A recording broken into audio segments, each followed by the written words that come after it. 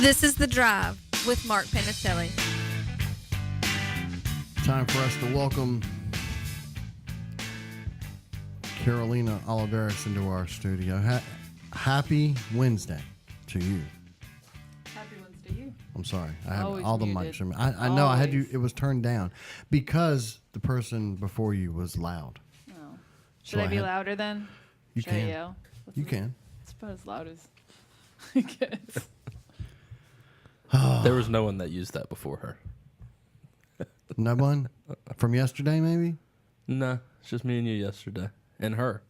Yeah. Maybe I just left it down. I mean, you know. Okay. Liar. No kickball tonight. We don't know What's yet. the word?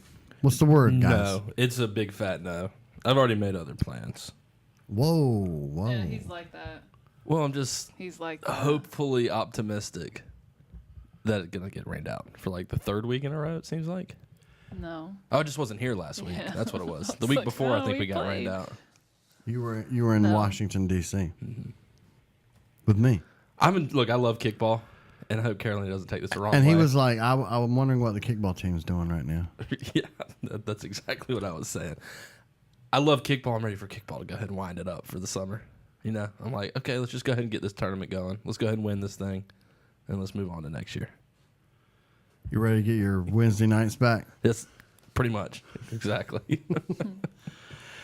Well, Carolina's like, fine. Well, you just talked yourself out of the starting lineup. stay tuned. We do not have any kickball coverage here on 252 ESPN Radio, but we do have coverage of Major League Baseball starting at 6:30 p.m. Washington Nationals. But that's not why we are here. No, it is time to talk about the biggest stories in sports.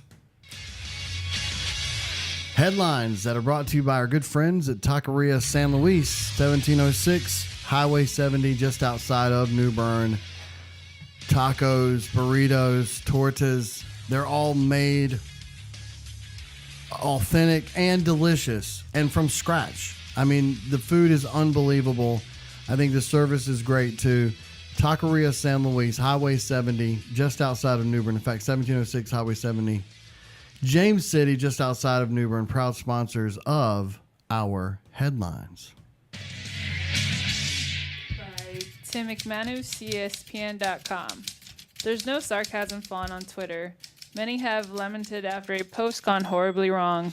Unfortunately for Philadelphia Eagles defensive end Chris Long, there's no troll font either. Long, a fan of mixing it up with his followers on social media, decided to make a ripple by sending out the following while two huge matchups, Game 7 of the NBA Western Conference Finals and Game 1 of the Stanley Cup Final, were ongoing Monday night. Yeah, Twitter was busy yesterday, all the way around. And for Chris Long, he tweeted out what he deemed was a joke. And it had to be a joke, right? I mean, nobody really took that. Nobody read that tweet and thought he's serious about that. Because as much as LeBron James played 48 minutes of basketball, 20 minutes on the ice as a hockey player is way more grueling than 48 minutes on the hardwood. Yeah, LeBron James doesn't actually play 48 minutes. He's just on the court for 48 minutes. Right. So It's not like he's not taking every other playoff. But I was telling you, there's some stat out there. There's a large majority of people that just don't get sarcasm. I mean, they don't get it. And as much as it is a joke to you, the other person doesn't get it. So, you know, but it wasn't just fans. It wasn't just hockey fans, hockey players. In fact, Chris Long now, I think, fears any future journeys to Canada going forward. As we all know, Canadians love hockey. And I can't see that they would not confront Chris Long about that. Again, because most people did not get his sense of humor. Yeah, I need to look up the sarcasm font thing. I actually do think I have Chris Long. He was getting asked about it in the locker room. So, I mean, I'm with you. It's just funny. So the actual tweet itself reads, I see some people saying, turn on the Stanley Cup. Oh, excuse me, lost it. I see some people saying, turn on the Stanley Cup. Guys take too many breaks in hockey. Shift changes constantly. For instance, last night, LeBron played the entire game. I'd rather watch the grinders. The average shift in hockey happens about every 45 seconds, and the average hockey player in a standard hockey game skates about 5 miles. Now, if you want to compare that to the NBA players usually run between 8 and 10 miles in a single game. Right. So he's not wrong, but yeah, I'd rather do it on my own 2 feet as opposed to balancing and having guys crash into me. And you're talking about what we can't run the 20 miles an hour that those guys are skating. Like, yeah, it's 100% more grueling. And I think Chris Long knows that, but it's okay to be a troll sometimes. You can be a troll. You can, you can mess with people. You can say whatever you want. And it's easy for you to say because you've trolled hockey. Because I'm a troll. You're Right. a hockey troll. I mean, you and Chris Long, simpatico. I Yes. mean, you guys will troll hockey all day. But yes, to some people, they don't. They're like, oh, well, fine. You show up here in Hockey Land and you'll find out. You'll see what happens, Chris Long. I mean, there are people that legitimately now want to get Chris Long on the skates and see him get hit. And I'm going to put my money on Chris Long to, like, go up against pretty much any hockey player on skates and knock him out. If you're saying, hey, you stand on one end, I'll stand on the other, let's just skate and hit each other, my money's going to go to Chris Long. I need to see what he's like on skates because you can the bigger they are, the harder they fall on skates is absolutely true. Yes. If you don't know how he's to a balance defensive end, though. Like, he's accustomed to picking up a full head of steam and crashing into a human being. Yeah, I'm going to take Chris Long in most everything. But I'd honestly tell you, like, honestly, if it were now assuming that I could skate, which I cannot skate very well. Me neither. But if I could, I would take, like, okay, you've got to fight Chris Long. Yeah, and it's too, I mean, like, you guys are going to go at it. It's like 3 o'clock after school, you and Chris Long. If I could skate well and he said, I'll fight you on our feet or I'd fight you on the skates. If I knew he couldn't skate, I would take him on the skates because I think I could. You'd stand a better chance at winning that fight on skates. On skates, yeah. Get him on the skates as opposed to. But nonetheless, we're getting way off topic. The truth is, Twitter. There's, God, hockey fans must be really insecure. I think that might be kind of what it is. Because they love it. And it doesn't get accepted. Oh, man. How often do you see people fussing about, like, we get 30 seconds on Sports Center. You bring Barry Melrose in for the one clip, and that's it. All you care about is the round ball and blah, blah, blah. People just don't care about hockey, and hockey fans get offended when you say that. I think so, too. And I'm going to say this. It's because I was trying to think of you know what? It may be better. I was going to use wrestling, but that would be an insult, and maybe hockey fan would hear that and go, whoa, whoa, whoa, bud. No, go for it, man. But you get what I'm saying. There are people that love wrestling. You're saying they watch that it every hockey week. is fake and staged. No, that's not what I'm saying. So I'm going to use motorsports, like NASCAR. Okay. There are some people that, look, it doesn't matter how exciting the racing is. It's not my thing, dude. I don't want to watch cars go around in a circle, or I don't want to watch cars drive around a track. I have no interest in that whatsoever. But again, for the small amount of people who love it, they're gonna scream at the top of their lungs, "You don't know what you're talking about! It's the greatest sport in the world." Canada loves it. Hockey fan, motorsports fan, very similar. You just got to accept the fact that some people just aren't going to get into your sport. It just doesn't matter. You're kind of a hockey fan, aren't you, Carolyn? A little bit. When I was like in going to the college, games. yeah, I like going to the games. It's fun. It's fun yelling at the opposing team fans. Minor league hockey is great because it's dirtier. Yeah. But Checkers are pretty good, too. They're better than the Canes. Do you want to hear from Chris Long, or are we over this? no, go ahead. He was asked about it yesterday in the sitting in the Eagles locker room. It's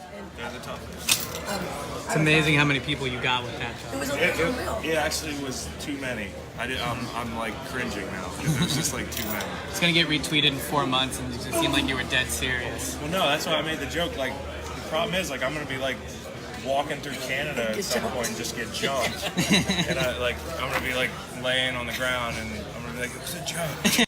Who's getting jumped in Canada? This guy in the future. They'll apologize for it though. They will. Yeah, exactly. But like, we're sorry that we didn't get your joke. Canada's agreed. Sorry. Let's not do that. Let's not be mean to Canada. It's a great country full of great people. America's hat. By Adam Teacher, ESPN staff writer. For 4 years, I feel like you guys did this on purpose because I cannot pronounce this guy's name. I can't pronounce his name. I don't even know Laurent what story it is. Duvernay Tardif has juggled dual responsibilities as a guard for the Kansas City Chiefs and as a medical student for Montreal's McGill University. Duvernay Tardif is now free to concentrate solely on football. He became a doctor Tuesday when he graduated from McGill's medical school. It's actually pretty cool. It's amazing. It's not fair. Yeah, I mean, the guy's so already awesome. making a ridiculous amount of money as a football player. Now he can concentrate on that for the next few years. And then when he retires, he gets to be a doctor. I think the coolest things have got to be like the things being able to put MD on the back of your jersey. Or can you put like doctor, like the DR thing? Oh, instead of like everybody does the senior. Yes, now. yes. Is he going to put doctor on his jersey? Or as I said, MD. I would have both. I mean, Dr. Tardif, MD. Oh, man. That'd be great. I mean, He put it behind his coat. he did. Oh, it's pretty cool. Oh, wow. So, and he went to, you'd love this. Apparently he's Canadian, I think, right? He went to Montreal and he's French Canadian or something like that. I'm slowly less and less impressed by this guy. I think it's a great thing. And He's from Canada. it definitely shows, it defeats the stereotype of football player. But if you're really a football diehard, this shouldn't surprise you at all. The smartest football players are always the offensive linemen. I know this offends every other position, but you've met football players. I mean, I've met football players all of my life. Typically, and again, they're smart players at every position, but the offensive line typically are the most intelligent players. I'm not just saying that because I didn't play offensive line, obviously. You're right. I'm just really jealous of this guy. I think that's what it all boils down to, because you can take whatever degrees you have, whatever schooling you have, anything it is, and put it up next to this guy who is a starting guard in the NFL, who is under contract through the 2022 season, so he's making plenty of money, and now he is a doctor. That makes whatever achievements that you have made in your life look like the gold star that your second grade teacher gave you for filling out multiplication tables. Like, this guy is on some next level ish. Yeah, I mean, he makes me sick. Well, he's a doctor, so he can help you. What I love is the fact that, I mean, He didn't even react. no, I'm immune to it now. The things that I love are how he can do his own things. Like now he can diagnose himself, right? He can be the second opinion. It's like the team trainer said that I can't play because of my lower leg injury, but I'm going to give myself a second opinion. I think I can play. What kind of doctor is he? Like, do we know? I mean, I don't know. I mean, I know it's Neurosurgeon? all No. I'm just joking. Oh, I was gonna say That would really make you sick, wouldn't it? Yeah, He's a chiropractor. No. that's not a real doctor. Wow. Go ahead. Nothing. I love my chiropractor. I've too. never been to a chiropractor, and I probably won't now. No, you should. Now, No, like right if now. they're of all times. listening, he shouldn't. He's going to come out funky looking. I don't know what happened. Doc. So are you trying to find the specific? Yeah, I'm trying to figure out what kind of doctor. I mean, I always think of doctor as a guy who could probably do a little bit of everything, but you're right. We're in the era for doctors of I specialize in ear, nose, and throat. I specialize in rhinoplasty. He's the first active NFL player to hold a medical degree. How about that? Wow. That is impressive. I have no idea what kind of doctor. Okay. I can't figure it out. And it, I mean, he got his doctorate. Okay, he's a medical doctor, but he did it in Canada. So, what is McGill University? Does that lessen his 100%. medical skills? Yeah. Like, he had to go to Canada to get that degree. Let's just go. Let's move on. By Alex Scarborough, ESPN staff writer. Alabama coach Nick Saban has made news in recent years for blocking his players from transferring within the SEC. Did I say that right? I don't know. And he says he doesn't understand why he has taken heat for doing so. Under the current SEC policy, players are unable to transfer within the conference without a waiver. If they choose to do so anyway, and don't receive a waiver, they must sit out a season before regaining eligibility. Do you have the audio? Can you For hook that Saban? up? Yeah. I'll hunt it down real quick. So we're gonna play the audio before we get, because I think we're gonna all arrive at the same location, and that is Nick. Stop. I love that Nick can be a dick. I'm sorry, and then try to deflect. Oh, hey, what do you want me to do? What do you want me to do? I can't. I mean, first let's play it, and then we'll react. So, this is Nick Saban. At some point today, right? Whose fault is this one? That was me. I don't think it should be on me. I think we should change the rule. All right, if we agree in the SEC at these meetings that we're going to have free agency in our league and everybody can go wherever they want to go when they graduate, and that's what's best for the game, then I think that's what we should do. Then Brandon Kennedy can go wherever he wants to go. But if we don't do that, why is it on me? Because we have a conference rule that says he can't do it. And he can do it, but he's supposed to sit out for a year. So why is it on me? It's not even my decision. It's a conference rule. I always give people releases. And he has a release to go wherever he wants to go, but the conference rule says he can't go in conference. So why is that on me? And everybody is so afraid of Nick Saban that none of the reporters in that room will step up and say, no, Nick, actually, he can go wherever he wants to go. All you have to do is sign a waiver allowing him to go to it. Yes, you cannot transfer to another SEC school without a waiver from your coach. Mm-hmm. The man strikes so much fear that maybe you're not going to get your credentials renewed. You're not going to be able to cover the SEC. I don't know, but the truth is that's not the rule. The rule is you can transfer if your coach signs the waiver. South Carolina's Will Muschamp let a running back go to Arkansas, sign the waiver. So he also had this sort of a tongue-in-cheek comment of, if we want to have free agency and let everybody go wherever they want to go. That was him blasting the whole idea of these players having the power. Right. I love the response by Georgia's Kirby Smart in here. If I can go back and find the story here, he talks about being that he'd like to see the rule change a little bit, and actually brings up the fact that, hey, coaches can go wherever they want to go, because the defense is, why am I supposed to groom this player, train him in our system and all those things, and then let him benefit some other team, especially within our conference? Well, nobody cares about that when Kirby Smart's the defensive coordinator for Alabama goes to Georgia, or whoever goes to whatever. The rules aren't the same for the coaches as they are the players. And I get also where Nick Saban is saying it's different in college football. I don't necessarily want it to be a free agent system, Nick. But I mean, to me, he's deflecting the fact that he could have signed a waiver and let this kid go to LSU or go to Georgia or go wherever it was. I think it was Auburn or somewhere he wanted to go. And he wouldn't sign the waiver. And what's great is Nick can get away with being he can just do the just asshole thing. I'm sorry. And then deflect like, well, what do you want me to do? No, we want you to sign the waiver, man. Right. Yeah. See, I'm so torn on it because, like, I kind of understand. You know, I don't know who is the player in question.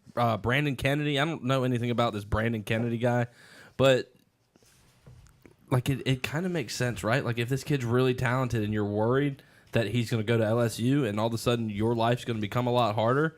I kind of get it from a coaching perspective. I get why you would want to block it, but I understand what you're saying. Like the reason and where I have a problem with it, it's like, okay, if you just want to block the kid from going to LSU because you think he's really good and you don't want him to mess up your team at another school, then just say that. But don't take the approach of, well, it's not my fault, guys. Like I can't do it. So I think you're right, but I thought you mentioned what Kirby Smart said. I thought that really summed it all up the best because Nobody says a word about, Tennessee with Jeremy Pruitt getting there has some huge competitive advantage now because he knows everything that Nick Saban likes to do at Alabama. Oh, now Georgia has some huge competitive advantage because Kirby Smart coached so long under Nick Saban. You don't hear that talked about on the coaching level. How much at the end of the day is a 20-year-old really going to bring to another team as far as, man, this is the scheme we run in this situation. We're going to call this play. I know they're good athletes. I know they're nuanced and whatever it is, but it's not going to make that big of a difference. Carolina, thank you. Yeah, everybody, pardon my language. I got a little ugly mouth there, and It's Nick I Saban have an does that to anti you. Nick Saban. Yeah. I have an anti Nick Saban bias. I'm sorry. Nick Saban is your Canada. Yes, it was, Is your chiropractor. we'll take a break and we'll come back.